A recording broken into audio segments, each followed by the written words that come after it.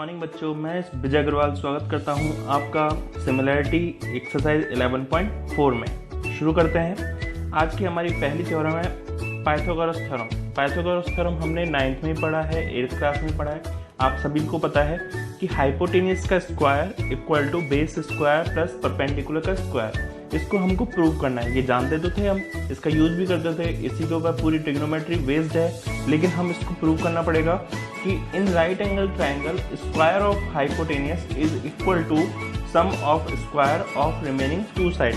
बच्चों, कभी भी आपको थ्योरम करनी हो तो एक फिक्स पैटर्न होता है, उसमें आपको गिवन लिखना होता है, टू प्रूव लिखना होता है और कंस्ट्रक्शन लिखना होता है। तो सबसे पहले गिवन क्या है?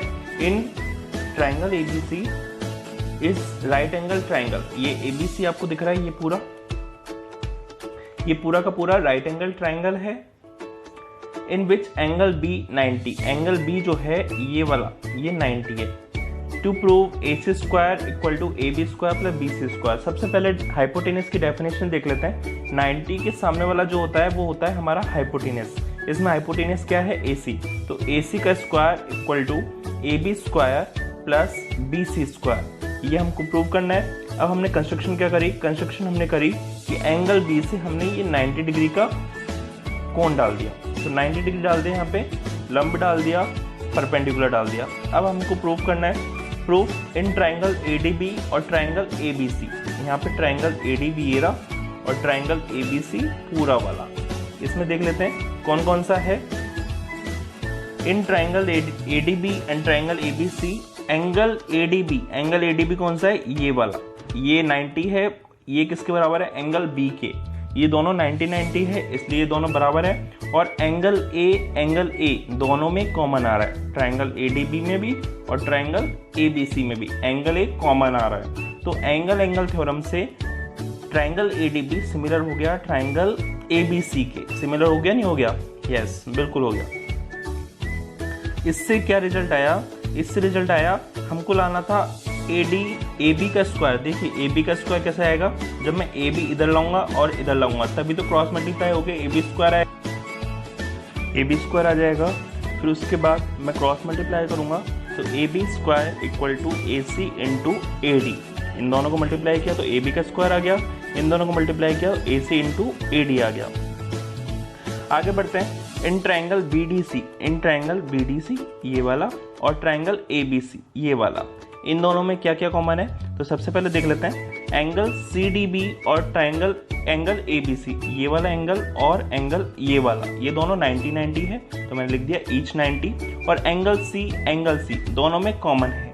जब मैं एंगल ये वाला ले रहा हूँ ट्राइंगल और ये वाला ले रहा हूँ तो एंगल सी दोनों में कॉमन है, इसलिए मैंने एंगल सी कॉमन लिख दिया।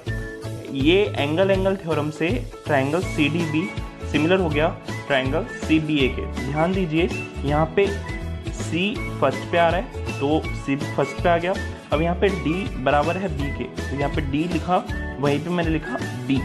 अब जो तीसरा बचा बी वो मैंने यहाँ पे लिख दिया। इसमें तीसरा कौन सा बचा? ए, तो मैंने यहाँ पे लिख दिया। अब आगे बढ़ते हैं। इससे हम रिजल्ट क्या निकालेंगे? इससे हम रिजल्ट निकालते हैं, हमको लाना है नेक्स्ट बी सी स्क्वायर। तो मैंने बी सी इधर लिया। अगर इधर बी सी लूंगा तो बी सी देखिए यहाँ पे बी सी कौन सा है? Second first. तो इधर कौन सा है? C D, second first. अब मैंने ऊपर बी सी लिया है, बी सी कौन सा है? First third. तो उधर से फर्स्ट थर्ड लूंगा सी ए या फिर ए सी। अगर मैं क्रॉस मल्टीप्लाई करूंगा बी सी स्क्वायर बराबर ए सी इंटू सी डी। ये हो गई इक्वेशन सेकंड, ये हो गई इक्वेशन फर्स्ट। दोनों को जोड़ने पर A B square plus B C square equal to A C into A D plus A C into C D. अब इनमें से ए सी कॉमन आ रहा है तो ए सी मैंने कॉमन लिया, बचा क्या? A D plus D C. अब देखिए बचा ए डी ये रहा और डी सी ये रहा। इन दोनों का टोटल मैं क्या लिख सकता हूँ? ए सी लिख दूंगा। तो यहाँ पे मैं ए सी लिख दूंगा। ए सी को ए सी से मल्टीप्लाई करूंगा तो क्या हो जाएगा? ए सी स्क्वायर। हमको यही प्रूव करना था जो आ चुका है। समझ में आया आप सभी के? नेक्स्ट पढ़ते हैं। The ratio of the area of two similar triangle is equal to the square of the ratio of their corresponding side। ये बहुत ही इंपॉर्टेंट थ्योरम है। इससे 1 नंबर का क्वेश्चन 100% आता है बोर्ड में, और कभी कभी ये थ्योरम ही आ जाती है 3 नंबर या 6 नंबर, किसी में भी। शुरू करते हैं। तो हमको जो प्रूव करना है और कंस्ट्रक्शन है वो हमको प्रूव क्या करना है, ट्राइंगल ABC ये वाला और ट्राइंगल DEF इनका एरिया इनके करस्पॉन्डिंग साइड के रेशियो के बराबर होता है। AB और DE के रेशियो के स्क्वायर के बराबर, या फिर BC या EF के रेशियो के स्क्वायर के बराबर, या AC या DF के रेशियो के स्क्वायर के बराबर। मैंने यहाँ पे लिख दिया। अब हमने जो कंस्ट्रक्शन करी वो भी लिखा।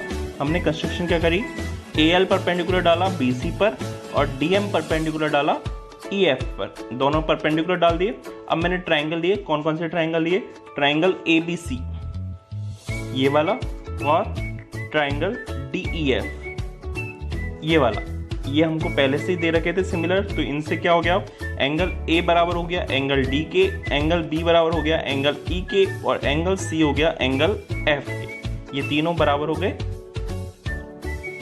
अब हमने लिया AB upon DE, BC upon EF और AC अपॉन DF के, ये भी हमको दे रखा था। नाउ इन ट्राइंगल ALB देखो बेटा, ALB कौन सा है, ये वाला, और ट्राइंगल DME। अब हमको ये दोनों सिमिलर लाना है। अब देखिए इन दोनों में एक तो एंगल ये वाला दे रखा है और एक एंगल हमने 90 पहले ला चुके हैं, तो हम ये दोनों लिख देते हैं। एक तो हो गया 90 वाला, एक हो गया इक्वेशन फर्स्ट से angle B equal to angle E। तो angle ALB equal to angle DME हो गया और एंगल B के बराबर एंगल E हो गया। अगर ये दोनों हो गए तो बाय एंगल एंगल थ्योरम ये दोनों सिमिलर हो गए। ट्राइंगल ALB सिमिलर हो गया ट्राइंगल DME के। कभी भी हम सिमिलर करते हैं तो एक रिजल्ट जरूर निकालते हैं। देखते हैं इससे क्या रिजल्ट निकालने वाले हैं। पहले मैं इसको रफ कर देता हूँ थोड़ा सा। अब इससे रिजल्ट निकलेगा कि AL अपॉन DM, ये AL अपॉन DM का रेशो क्या है, AB अपॉन DE। ये AL upon DM equal to AB upon DE, ये कैसे आया। AL देखो बेटा फर्स्ट सेकंड है, तो यहाँ पे फर्स्ट सेकंड कौन सा है, DM, और इधर AB कौन सा है, फर्स्ट थर्ड, तो इधर कौन सा है, DE। तो first second upon first second और first third upon first third हो गया। ये करस्पॉन्डिंग साइड का रेशो आ गया। अब हमको पता है कि AB अपॉन DE तो इन तीनों के भी बराबर है, तो मैंने ये तीनों लिख दिया। लेकिन ये इसके भी बराबर है, तो मैंने इसको भी सामने लिख दिया। ये चारों के चारों एक दूसरे के बराबर आ जाएंगे, तो चारों के चारों बराबर आने पे मैंने इसको इक्वेशन 4 मान दिया। अब एरिया ऑफ ट्राइंगल ABC और एरिया ऑफ ट्राइंगल DEF का मैं रेशियो निकालूंगा। आपको पता है किसी भी ट्राइंगल का एरिया निकालने पे फॉर्मूला होता है half into base into height. Half लगा दिया, बेस क्या है BC और हाइट क्या है परपेंडिकुलर AL, और नीचे ट्राइंगल DEF का बेस क्या है EF और इसका परपेंडिकुलर क्या हो जाएगा DM। तो मैंने यहाँ पे दोनों लिख दिए। अब आपको पता है हाफ से हाफ कट जाएगा, थोड़ा सा रफ कर देते हैं। हाफ से हाफ कट जाएगा, बचेगा क्या, BC upon EF into AL upon DM।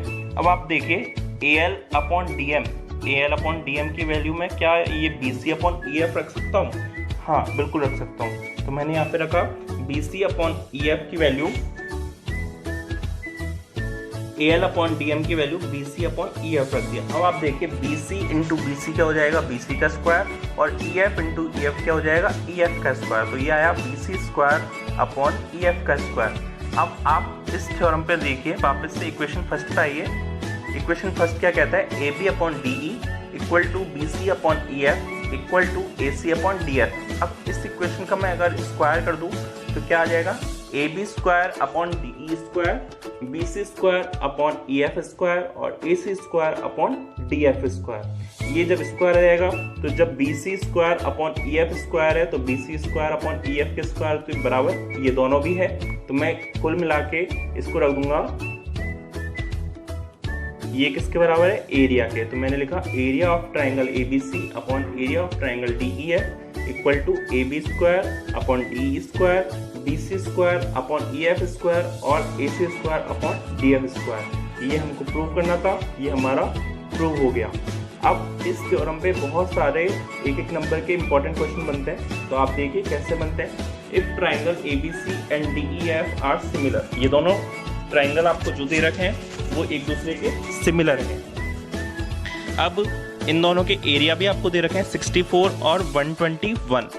इनका EF दे रखा है 15.4 और BC आपसे पूछ रहा है। तो किस तरीके से फाइंड करना है, हमने पहले प्रूव किया था कि area of ABC upon area of DEF। अब AB बोलूंगा तो DE आएगा, BC आएगा तो EF आएगा और AC आएगा तो DF आएगा।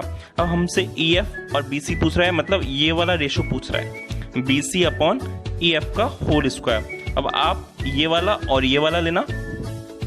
जब मैं इनकी वैल्यू रखूंगा तो एरिया ऑफ ट्राइंगल ABC क्या दे रखा है 64, तो मैंने 64 रख दिया।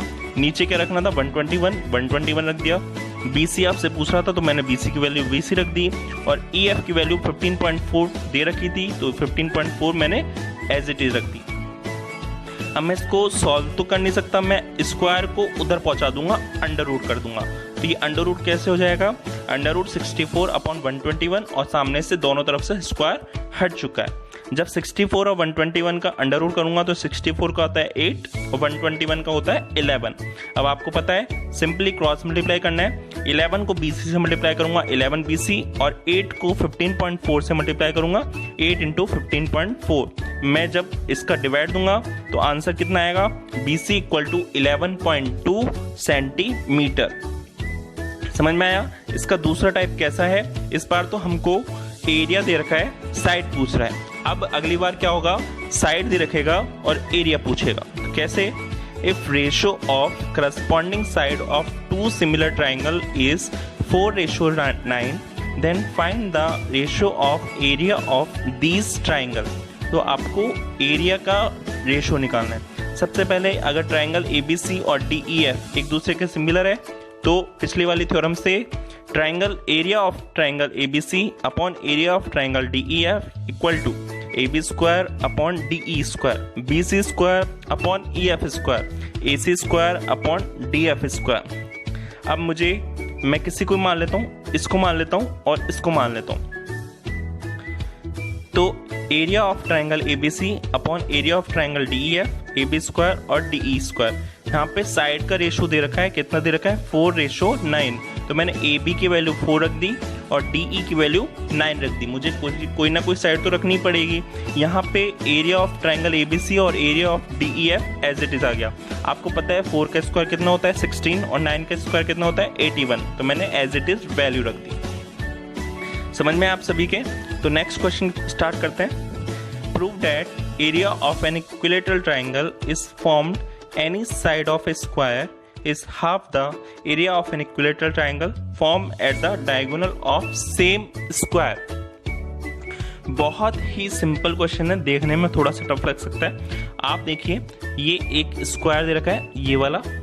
अब वो कह रहा है कि इस स्क्वायर पे मैंने एक साइड पर इक्विलेटरल ट्रायंगल बना दिया, ठीक है। एक तो इसका एरिया, तो इसका एरिया मतलब ये एरिया निकालना है, और इसके डायगोनल स्क्वायर के डायगोनल पे भी मैंने एक इक्विलेटरल ट्रायंगल बना दिया, एक इसका एरिया। इन दोनों के एरिया के रेशो का हमको रेशो निकालना है। तो सबसे पहले सॉल्व करते हैं। आप क्या मानो किसी भी स्क्वायर की साइड को x मान लेते हैं। तो हमने ट्रायंगल लिया ABC। इस ABC ट्रायंगल में मैं हाइपोटेन्यूज थ्योरम लगा सकता हूँ। इसको मैंने माना x, इसको ही मानूंगा मैं x। तो x square plus x square कितना हो जाएगा 2x स्क्वायर। 2x स्क्वायर का मैं अंडर रूट लूंगा तो √2x। और आपको पता होना चाहिए कि जो स्क्वायर का डायगोनल होता है वो कितना होता है √2x या फिर x अंडर रूट 2। तो एक साइड तो आ गई x और ये आ गया अंडर रूट 2x।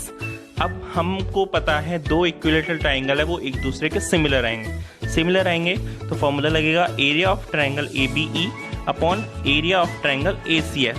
अब AB है तो AB का स्क्वायर और AC है तो AC का स्क्वायर। तो आप डायग्राम देख के बताओ AB कितना है। AB की जगह मैं क्या x रख सकता हूँ, बिल्कुल रख सकता हूँ। और AC की जगह मैं कितना रखूंगा √2x। तो मैंने इस फॉर्मूले में रखा AB की जगह x रखा और AC की जगह क्या रखा √2x। अगर दोनों का स्क्वायर करूंगा तो क्या आएगा area of triangle ABE upon area of triangle ACF equal to x square यहाँ पे तो कुछ किया नहीं, और रूट 2 का करूँगा तो 2 हो जाएगा, और एक्स स्क्वायर का एक्स स्क्वायर।